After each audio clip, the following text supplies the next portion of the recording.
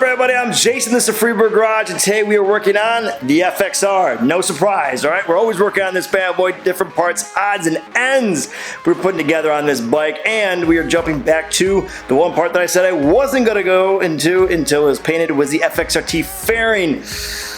Missed some pieces on it. We got to go back to and clean up and get it more prepped for paint, so then hopefully after the holiday we can start shooting this stuff and get it ready, at least primed up, so we can go back on the bike, assemble this thing.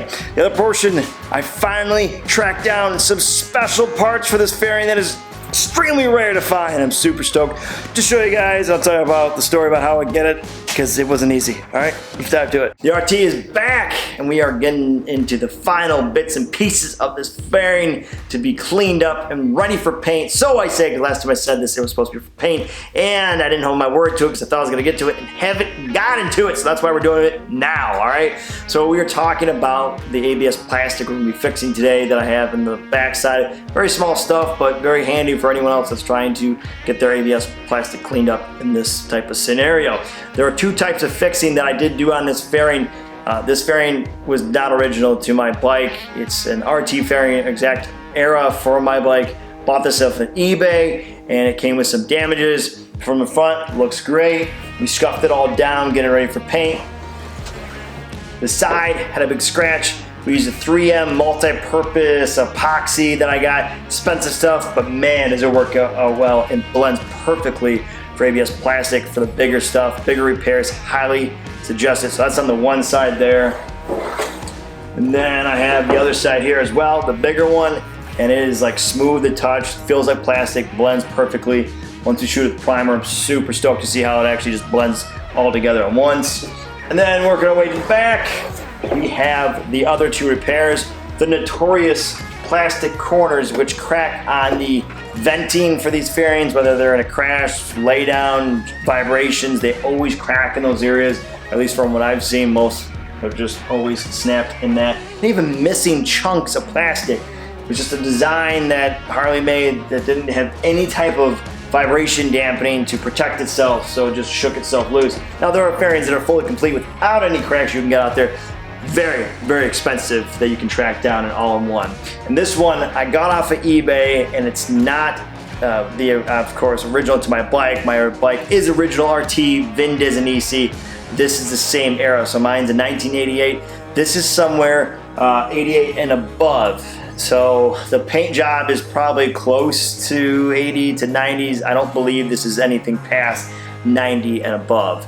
And the reason why I would say the paint job on the outside, but more importantly, the biggest difference are the radios and then, well, the speakers and then the radios. So the speakers and radio were added in 86. In 87, they upgraded the radio to a premium radio, but actually went to a DIN system for sizing wise on the radio. What that is that it is a national form size of what radios were going to be across all automotive vehicles, motorcycles if they had them, so that everything came across the same. And then before that, it was a smaller type of radio that was in there, but also mimic essentially the 85 and down fairing that was on there. It's that cutout one that doesn't have the top. There's no speakers up here. They're on the side column. Very common, and you would see like in the police ran that all the way up until 94. And yeah, 94 is the last year for it. So a lot of good different stuff we can dive into one another time, but that's what we're gonna be working on. I got some cracks up here, and then we gotta clean up on the inside of there, and then we're gonna go into the other pieces that I found. They're super rare, so stoked to get into this. Let's get it done. Repairing this plastic on the inside is different from what I did on the outside that I mentioned, and the different process is because of what we were attacking. There was a good hairline fracture coming up here that needed to essentially be molded together or glued together of the two pieces, and that's what we have right here and then down here. And what we're going to use is this ABS cement. You can pick this up at a hardware store. It's like $11, maybe even on Amazon for $8. Leave a link below if you're interested in trying to do some ABS repair. And it works on everything. It's not just FXR related ABS plastics. This is all ABS plastics. So if you have any type of motorcycle that has ABS plastics and you got a piece that's cracked, This is a very effective way to do it. But remember, you do have to paint, you do have to sand. This is just to get to the final OEM, finish again if you're trying to go that way. So we got this spot. We're gonna clean up right here. I'm gonna zoom in so you guys can see it. This fracture we got going on, and then a bigger one I have going on down here. You can actually see a piece missing. What we're gonna do is fix that. See, it's just moving there. So we're gonna get that cleaned up, put some there, wait for it to dry, and then we'll flip around and start doing some other buffing, and then hopefully get back to here once it dried up so we can do some sanding on it so you guys can see the finished product. All right, so stuff's pretty messy. So if you're gonna do it, make sure you don't get on anything else. And I'm gonna use a big old Q-tip, and we're just gonna clog in the line there. This is really small, but if I'm gonna paint this, I would prefer not to have any cracks shown. Seems like pretty wild if you're gonna put all that money into paint just to allow a couple cracks that you decided to miss and not get touched up. So, best part about the ABS plastic against black plastic is that it just molds and looks together. You don't have to have a different color. It's just black on black, so it works out well. All right, it should be good. See, it already kind of disappears. We may have to hit it again, but that's all it needs. And we'll go back with some sandpaper and then clean that bad boy up. All right, so I'm gonna zoom into this area, and then we'll get this touched up and see what it looks like. So what I'm gonna do first is try to reinforce the back of this with some tape, just to give it some kind of spot to stay, because it wants to move around a little bit. And this part in particular, like I said, it's missing a little bit of a piece of plastic. Not that big of a deal because this is a glove box that technically is supposed to be covered up. And it's gonna get banged up from time to time from the glove box being slammed up there. So it's not a huge deal. That's missing. You could get some ABS plastic and actually mold that in there and grind it away, but where it's at, it is so fragile right here that would probably do more damage than would be doing good on there. So, oh yeah, that's not going anywhere. Looks good there, cool. Feels good. Okay.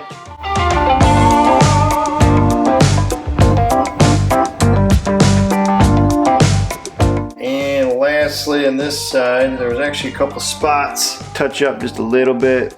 Using it more of a filler. The plastic. It's a hairline, little crack going on there. So we'll add that.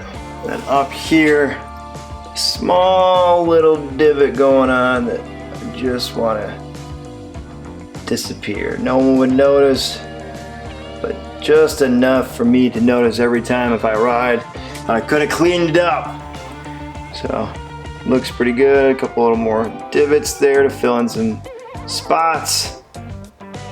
We'll do the other side there. And we should be good on our ABS plastic at this time. For now, of course. And just reinforces too, where we fix that crack additionally so it doesn't hurt. All right, that looks good. Let's flip it around to the front. All right, so I did not finish getting this scraped down, scruffed down for the paint that I need for the primer, I should say at least. And I do have an adhesion promoter for plastic, but I just want to be on the safe side, because if you don't, you put all that money in particular for paint, when it's good paint, and all of it peel away is just a complete nightmare and a waste of time. All right, so I've got up here scuffed up pretty well. Did it all by hand by using the Scotch-Brite right there. It's about an 800 grit, I believe, that's on this. The other spots that were hard to get by hand were up in here and up in the air tank area, and we're gonna use this right here. Little ball right there, should be able to get in there. We'll hit the whole thing, just hit this so that there's no shiny paint left on here, and then just breaks that clear coat, so then it should be good to go. All right, so we're just gonna do this real quick, see how far we get.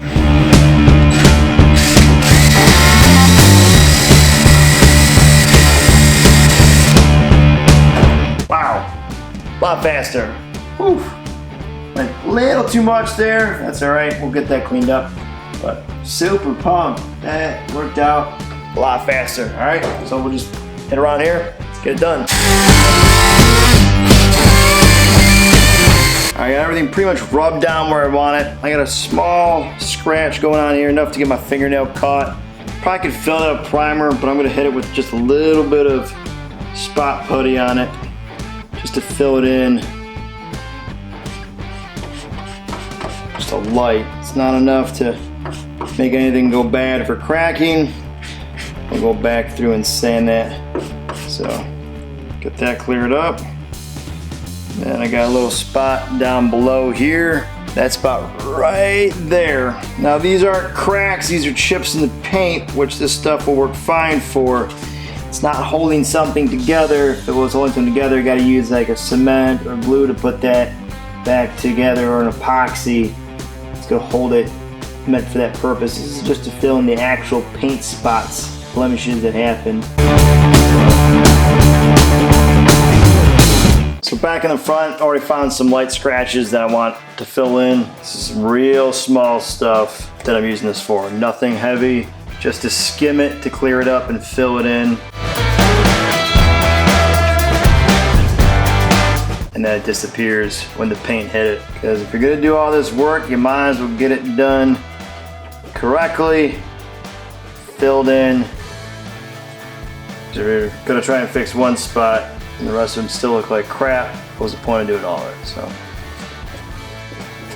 all right, those are together. I actually already have some other spots on the front. Just got a little taken care of while I was getting the camera set up here. So we are good there.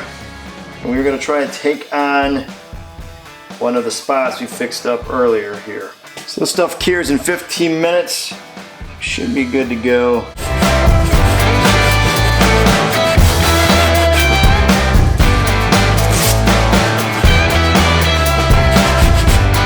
There, that's gone.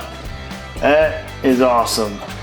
The inside I'll hit up a little bit more, but overall cleaned up and scratches disappeared.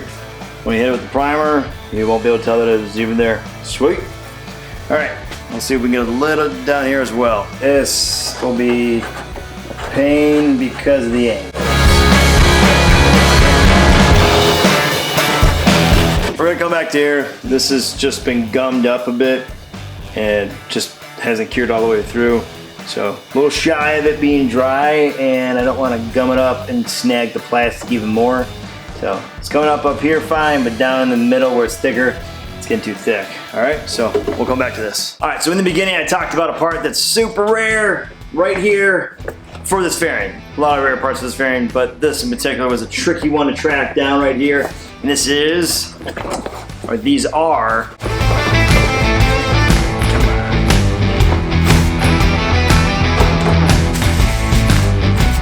the glove box. Right there, look at that. These, in good condition, are very difficult to track down. And they don't seem like much, but they close up and work on the glove box there, and you cannot find these. These are extremely difficult if they are not with the fairing itself. If you think you're gonna track them down, very difficult. I did myself many months, 6 months trying to track these down.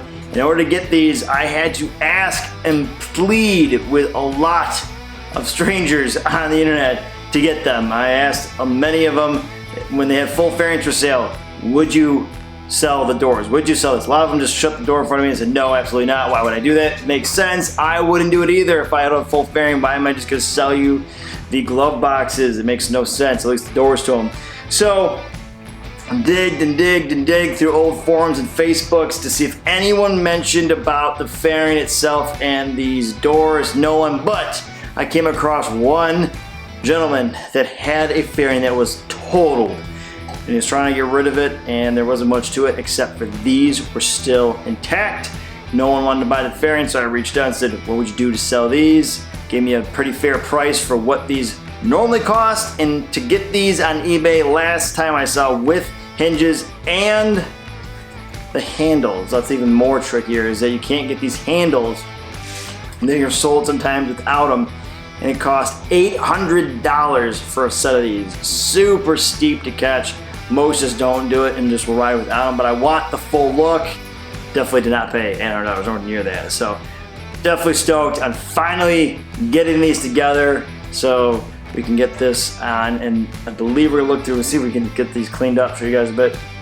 There's the one there and the one over here. So obviously they go on the glove box. I also was able to track down the bottom hinges. So that's even tough, right? This comes with a top hinge, and then there's actually, I'm mistaken. I have a double set, so if someone's out there looking for it, I actually have these hinges separately too now. So I have a double set in case if these do break, which isn't, bad thing to have. So I have a double set of those now. So anyone out there, let me know. Maybe I can sell you those sets, all right? So super stoked. I have these, show you what they kind of look like on the bike. Easy enough, slide it over, put the original bolts in there. Gonna wait to put those in, and bam! There you have it, full working glove box. That is unheard of on FXR. Super stoked to use these when it's all painted all together. Looks beautiful as it is, filling in those holes. Can't imagine driving down the road and just have this gone. Just doesn't look good. So super stoked to finally track these down. All right guys, there you have it. The fairing, the best we can until that stuff is cured to be able to sand it down some more. But then it's ready for paint. So I say for now. I got the glove boxes, so stoked. Those have finally been captured. I got the rest of the parts to throw together on this, so I got other stuff rolling through. Show you guys as the pieces kind of come out and ready to be assembled. A lot of this stuff is super rare, so hopefully you guys enjoy some of the stories I'm telling you about how I got them. Maybe you gotta track them down the same way. If you're looking for them, you wanna reach out to me for any reason to see if I have anything extra, let me know. Love to help. It's part about being in this community, be able to help out each other in any which way. But for now, guys, that'll be rest for me in this one. I would greatly appreciate if you could hit the subscribe button, tap that like, press the notification, leave a comment below and tell what you think. And for those that are subscribed, thank you. And as always, stay free. I'll catch you guys later. Peace.